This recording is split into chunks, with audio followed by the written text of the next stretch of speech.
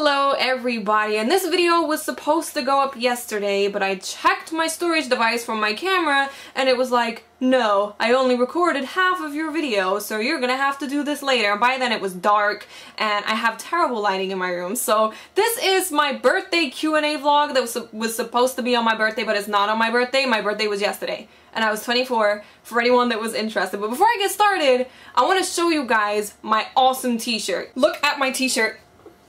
That Ashe! It's amazing! I love this t-shirt. Look. Look. And if you don't play League of Legends, you're not going to understand what that's from at all, and you're going to be like, what? But Google Ashe League of Legends and you will understand. I should have worn my Teemo hat. That would have been pretty amazing if I had my Teemo hat on and my Ashe shirt. I think one day I'm going to go outside with my Teemo hat on and my Ashe shirt and wait for someone to come up to me and tell me that they play League of Legends, and then we're going to become best friends. That's my plan. Best plan ever. But now that I'm done being a little bit weird and the sun is about to set and I'm about to have no light, let me start with the first question. The first question is from MindMaster33, who asks, favorite NBA team and what are you most afraid of? Well, that's two questions, which I'm pretty sure is breaking the rules, but I'm gonna let you off just this one time because I'm super nice and it was my birthday yesterday. But my favorite NBA team would have to be the Chicago Bulls, just because out of everywhere that I lived in the US, I kind of feel like Chicago would be my hometown if I was to have a hometown, so that's why I would go with the Chicago Bulls. And in terms of what I'm most afraid of, if anyone has watched any of my Let's Plays, you guys will know the answer to this question. The thing that I'm most afraid of is video game water. But let me just explain the reasoning behind that once and for all, so all of you guys know why I am afraid of video game water. So if any of you have played Tomb Raider, I'm sure you will remember a part in the game. You're going through a very small passageway and an alligator or a crocodile just comes out of nowhere, eats you, like bam, you're dead. Like you couldn't even defend yourself against that. You were just dead. You were in a very small space underwater and you were dead. That was it. And I played Tomb Raider when I was about 7 or something, so I was pretty young and impressionable. And for anyone that played Sonic on the Mega Drive / Genesis, you will remember that whenever he was in water, he panicked his ass off. Like, it really made me panic and made me kind of stress out. So now I just have a negative association when it comes to video game water. Usually you can't fight like you do on land in water, and yeah, I'm like, I gotta go in water, welp.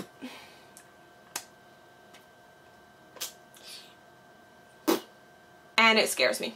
So that's the reason behind that. Now you all know, congratulations. I have an irrational fear of video game water. The next question is from Daniel Cork, and I would like to say Corky because then you'd be a character in League of Legends. And he says, question for you. You have been living in the US and the UK. What's the biggest difference between the two countries that you have noticed? So besides the weather and free healthcare, which are just really obvious, the things that I notice the most is the personality differences. And it might be an extremely sweeping stereotype, but this is purely just from my experience.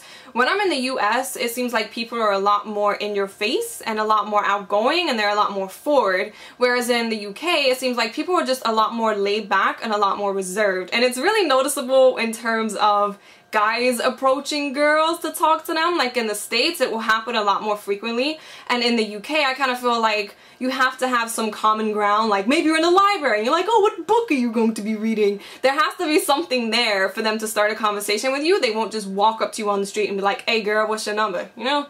So yeah, that's the main difference that I notice, is just that in the UK things are a little more laid back and reserved. In the States, people seem to be a bit more confident or just a bit more out there in general. The next question is from Mr. QB Smith 23, who asks, what was the first game or series you ever played? The first game that I ever played, I don't fully remember because I was very, very, very young, but I remember little snippets here and there, and it was Pitfall. It was on the Atari. That was the first game that I ever played, according to my mother. Pretty sure my mother remembers my childhood pretty well. At least I hope so. The first video game series that I played, probably Final Fantasy. Yeah, I think I played Final Fantasy and got into that series. Oh, hey, there's my cat. Tobias is on the street. Tobias! Sorry, I had to interrupt. It was Tobias walking across the street. But yeah, I would have to say Final Fantasy. I think I got into that before Tomb Raider and before Resident Evil, so Final Fantasy, one of my favorite game series of all time, if not my, yeah, it's my most favorite. I love Final Fantasy. The next question is from Reload Ayak. I just realized that I'm not entirely sure how to say your name, and that makes me depressed because you comment on everything.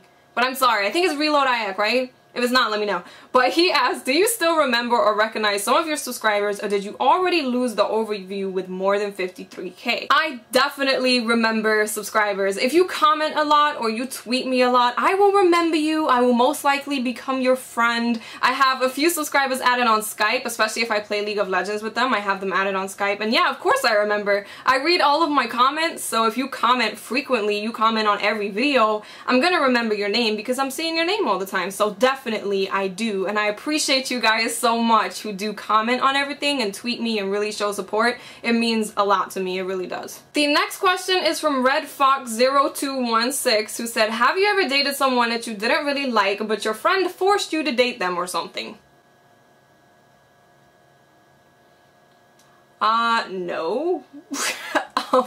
I'm sorry that I'm kind of laughing at, I don't know if this is your problem or someone's problem, but no, because that's kind of weird. Like, why would you do that? If your friend is like, oh hey, go hit on her, and you're like, no, I don't want to because I don't like her, why would you do that? No, I've never been in that situation. I guess there's been like the hot guy at school that everyone is like trying to get with and I don't like him. I don't know. No, I've never been in that situation. It's just weird. This is weird. And I would advise any of you guys out there, if your friend is telling you to go get with somebody and you don't like them, just don't do it.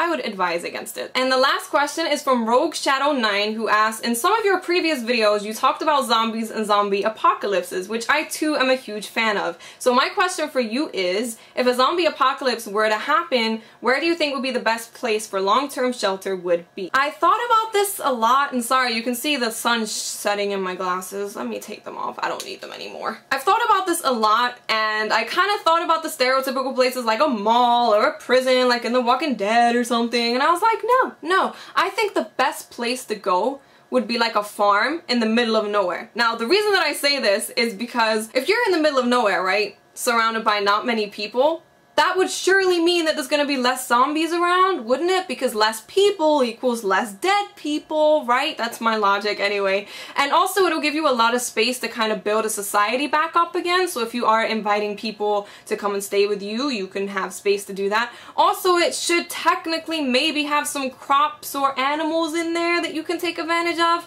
But yeah, I would choose a farm because you can grow your own food. You have a lot of space to build your own society back together again. And the only way you're gonna live is if you make your own food, so a farm would be good, I assume. So that is it for my birthday slash kind of belated birthday Q&A vlog. So I hope you guys really enjoyed it. If you do have a question that you want me to answer in the next video, leave it in the comment section and I will get to that. So I'll speak to you later. Bye. Crap, that's like the second time I did that.